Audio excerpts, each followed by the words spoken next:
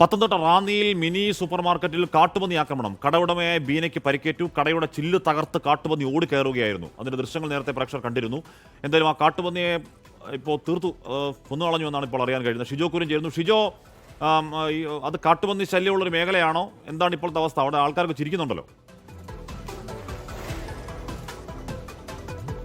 കാശ്മീർ എന്തായാലും ഇപ്പോൾ ഒരു കാട്ടുപന്നിയെ വെടിവെച്ച് കൊന്നിട്ടുണ്ട്. അപ്പോൾ അപ്പോഴും നാട്ടുകാർ പറയുന്നത് ഒന്നിനെയല്ലേ കൊന്നിട്ടുള്ളൂ, ഇനിയും എത്രയോ കാട്ടുപന്നികൾ ഇവിടെ ഉണ്ട് എന്നുള്ള ഒരു ആശങ്കയാണ് നാട്ടുകാർ പങ്കുവെക്കുന്നത്. വന്യമൃഗശല്യം കൂടുതലുള്ള മേഖലയാണ് പത്തനംതിട്ട. പല മലയോര മേഖലയിലും വലിയ ശല്യമൊക്കെ ഉണ്ട്. ഇന്ന് രാവിലെ 8:30 കൂടിയാണ് ഈ റാന്നിയിൽ പ്രവർത്തിക്കുന്ന മന്ത്രിപടി പ്രവർത്തിക്കുന്ന സൂപ്പർ മാർക്കറ്റിലേക്ക് മിനി സൂപ്പർ മാർക്കറ്റ് തുറക്കാൻ വന്നപ്പോൾ ഈ കാട്ടുപന്നി കടയിലേക്ക് ഓടിക്കയറുകയും ആ കടയിലുണ്ടായിരുന്ന ജീവനക്കാരി ബീനയ്ക്ക് സാരമായിട്ട് പരിക്കേൽക്കുകയും ഒക്കെ ചെയ്തത്. എന്തായാലും ഈ സംഭവത്തിനിടയാക്കിയ കാട്ടുപന്നിയെ ഇപ്പോൾ പഞ്ചായത്തിന്റെ ലൈസൻസ് ഉള്ള ഷൂട്ടർ വെടിവെച്ച് കൊന്നിട്ടുണ്ട്. ഇബ്രാഹിം അച്ഛാ, എന്തായാലും രാവിലെ കൊലപാതകം നടത്തിയില്ലേ?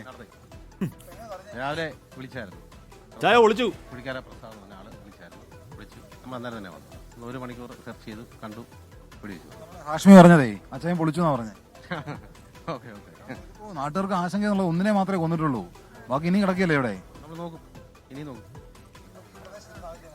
സാഹചര്യം പന്നി ഭയങ്കരമായിട്ടുണ്ട്, കൂടുതലാണ്. നടക്കാം. നമ്മുടെ പ്രസാദിനാണ് വിളിച്ചു പറഞ്ഞല്ലേ?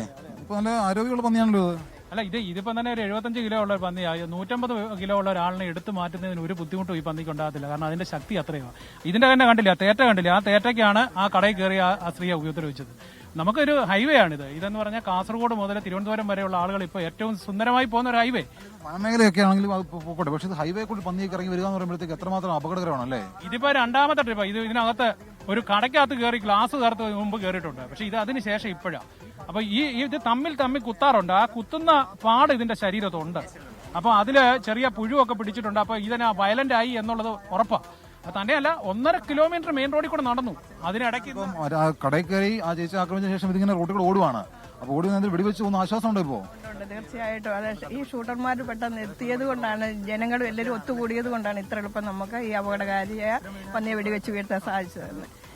അപ്പോൾ ഹാഷ്മി, എന്തായാലും നേരത്തെ ഇവിടേക്ക് ഞാൻ ഇറങ്ങി വരുമ്പോൾ ഒരു കമന്റ് ഞാൻ ഇവിടെ നിന്ന് കേട്ടായിരുന്നു. പന്നിയിറച്ചിക്ക് നല്ല ടേസ്റ്റ് ആണെന്നൊക്കെ ആരൊക്കെ പറയുന്നുണ്ടായിരുന്നു. എന്തായാലും ഏറ്റവും അപകടകാരിയായിട്ടുള്ള ഒരു കാട്ടുപന്നിയാണ് നിലവിൽ വനംവകുപ്പ് പഞ്ചായത്തിന് ലൈസൻസ് ഉള്ള ഇബ്രാഹിം അച്ചായൻ വെടിവെച്ച് കൊന്നിരിക്കുന്നത്.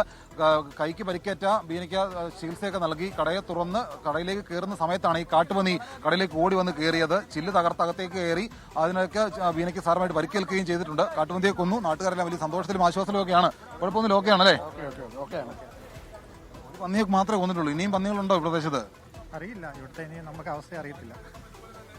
അപ്പോൾ ഹാഷ്മി, അതാണ് നാട്ടുകാരെല്ലാം അവിടെ ഇത് ഭയങ്കര ഭീകരാവസ്ഥയാണ്. ഇപ്പൊ എന്റെ നാട്ടിലൊന്നും കാട്ടുപന്നി നേരത്തെ കേട്ടേ ഉണ്ടായിരുന്നില്ല. ഇപ്പൊ ആ റോഡിലൊക്കെ കാട്ടുപന്നിയാണെന്ന് പറയുന്നത്. അപ്പൊ എന്ന് പറഞ്ഞാൽ നേരത്തെ ഒരു സമയത്തും കാട്ടുപന്നി കണ്ടിട്ടില്ലാത്ത സ്ഥലങ്ങളിലൊക്കെ ഇത് കൂട്ടത്തോടെ വരിക, കപ്പയും ചേനയും കാച്ചിലും ചെയ്യുമ്പോൾ കുത്തി മറിച്ചിടുക. എന്നാൽ കഴിക്കത്തുമില്ല, വെറുതെ കുത്തി മറിച്ചിട്ട് പോവുക. അതിനിടെ ആൾക്കാർക്ക് നേരെ കൂടി പാഞ്ഞൊക്കെ വന്നു കഴിഞ്ഞാൽ എന്തൊരു ഭീകരാവസ്ഥയാണ്.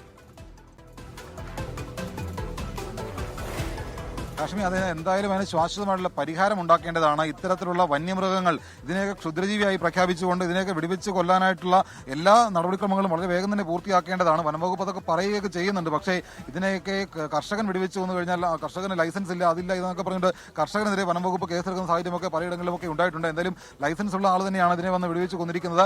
കർഷകൻ ഒരു തരത്തിലും കൃഷി ചെയ്ത് സമാധാനത്തോടു കൂടി ജീവിക്കാൻ കഴിയാത്ത ഒരു സാഹചര്യമാണ്. എന്തായാലും ഇനിയിപ്പോൾ ഈ പന്നിയെ ഇവിടുന്ന് മറ്റ് ഇതിനെ കുളിച്ചിരുന്ന നടപടികളിലേക്കൊക്കെ നാട്ടുകാർ തന്നെ കടക്കുകയാണ്. അങ്ങേറ്റം ആരോഗ്യമുള്ള പന്നിയായിരുന്നു. അതിന്റെ തേറ്റയൊക്കെ നമുക്ക് കാണാം. കൃത്യമായിട്ട് അതിനെ ഷൂട്ട് ചെയ്ത് ദൃശ്യം കാണുന്ന ആ തോക്കുകൊണ്ടാണ് ഇബ്രാഹിം അച്ചായൻ ഈ കാട്ടുപന്നിയെ വെടിവെച്ച് കൊന്നത്. ഹാഷ്മി നേരത്തെ സൂചിപ്പിച്ചതുപോലെ ഇത് നേരത്തെ കാട്ടിലൊക്കെ മാത്രമേ ഉണ്ടായിരുന്നുള്ളൂ. ഇതിപ്പോൾ ജനവാസ മേഖലയിലേക്ക് ഇറങ്ങുകയാണ്, നാഷണൽ ഹൈവേയിലേക്ക് ഇറങ്ങുകയാണ്.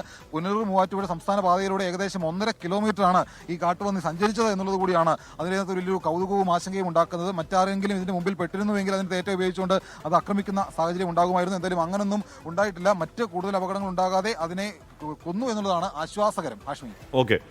ഷിജോ കുര്യനാണ്. ദേശീയപാതയിൽ കൂടിയാണ് കാട്ടുപന്നി ഓടുന്നതും സൂപ്പർ മാർക്കറ്റിനകത്തേക്ക് ഇടിച്ചു കയറുന്നതും ആ ചേച്ചിയെ കുത്തി പരിക്കേൽപ്പിക്കുന്ന ചേച്ചി അതിനേക്കാൾ വേഗത്തിൽ ഓടി രക്ഷപ്പെട്ടതാണ്, ജീവൻ രക്ഷപ്പെട്ടതാണ്.